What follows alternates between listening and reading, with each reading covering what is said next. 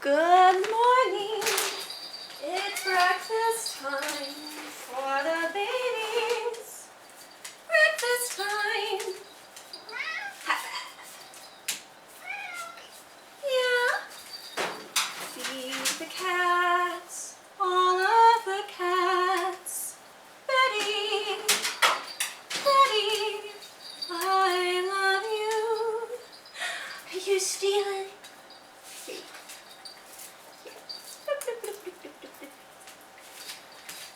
How nice of you.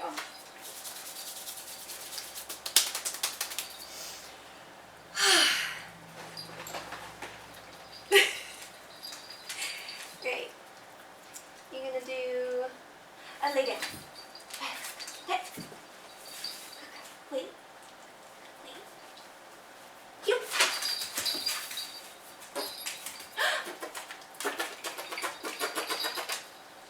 Sit. Catch. Oh, we gotta watch that thing. You almost hit it, baby. Baby girl. Other paw.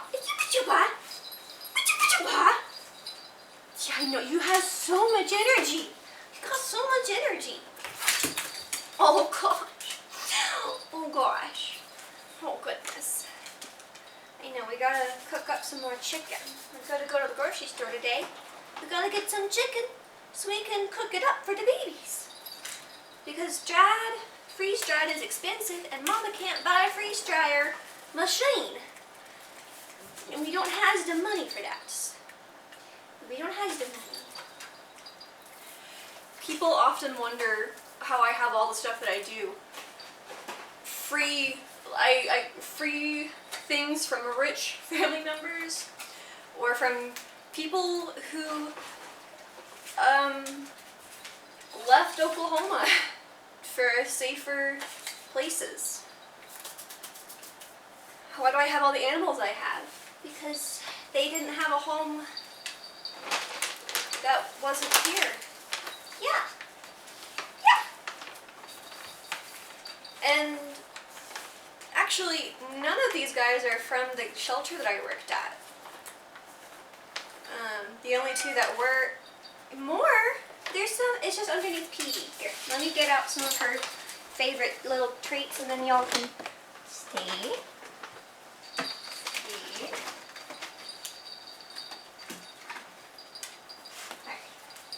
Pebbles.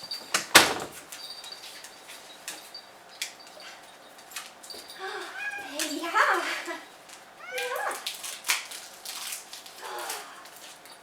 Oh, it's a hoof. It's a hoof. A loud hoof.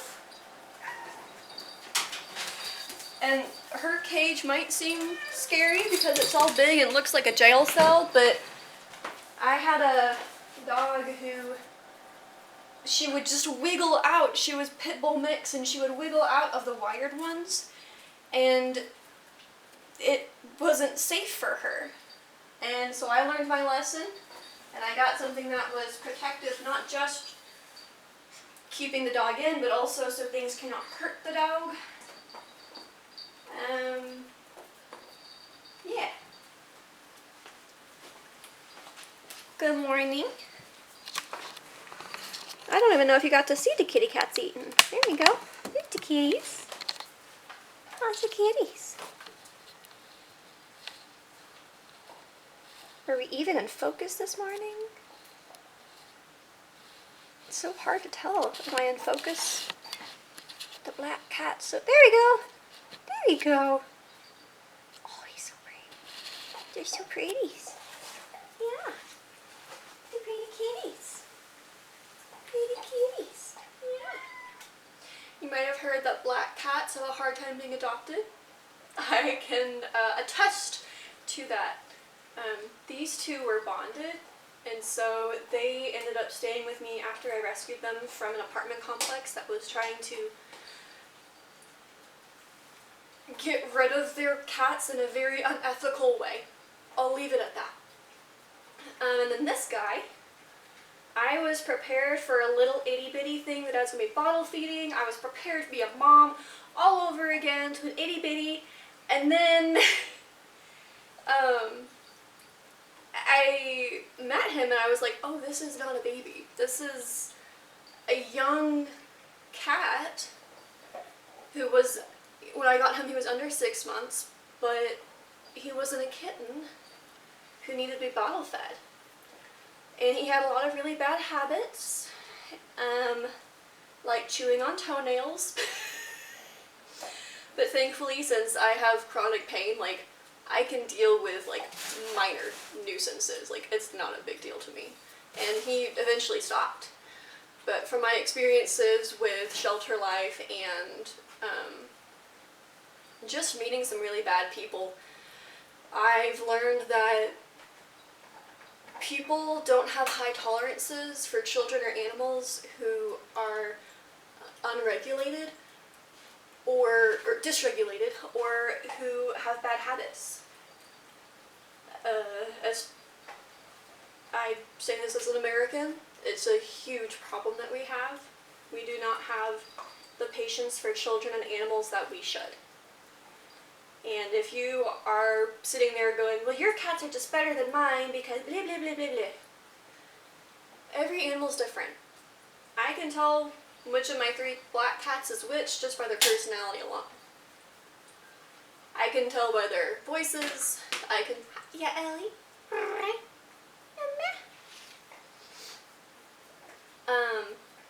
And I've had disabled cats. That's...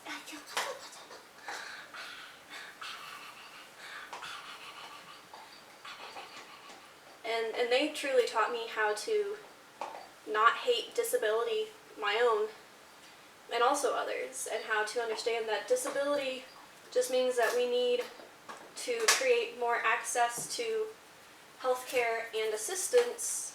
It does not belittle whoever is disabled. Like, they're not lesser than because of their disability. Yeah.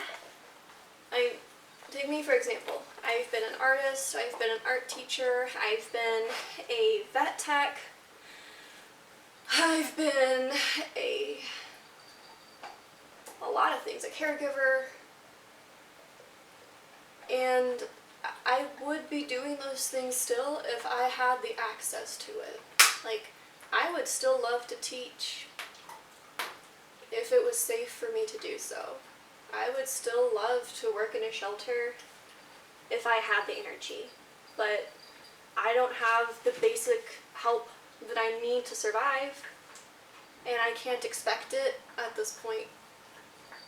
Not because I don't think the world could get to a place where we make things accessible to people, but because even my disabled friends are so wrapped up in, like, fearing becoming like me, that is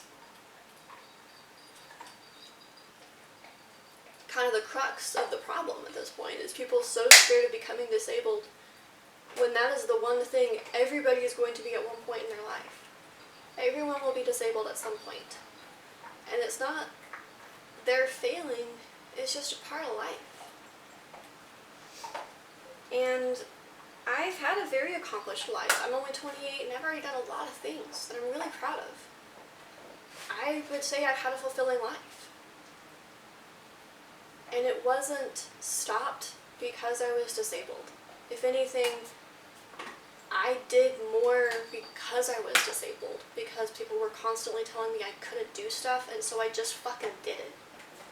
And I know the people who I know who are the most accomplished are disabled. It is able-bodied people, people who pretend like they're not broken, who are the least accomplished in my life, and they still look down on the disabled people. Because that's just kind of the way capitalism and patriarchy do. You gotta look down on somebody for you to be important. Nah. That's not how we do things, though. Not in this house, at least. Everybody is important, and everybody is valid. Whether you are a cat, a dog, a guinea pig, or a frog, you matter in this house. Yeah, you matter. You matter, and you matter. Yeah. Age does not define you.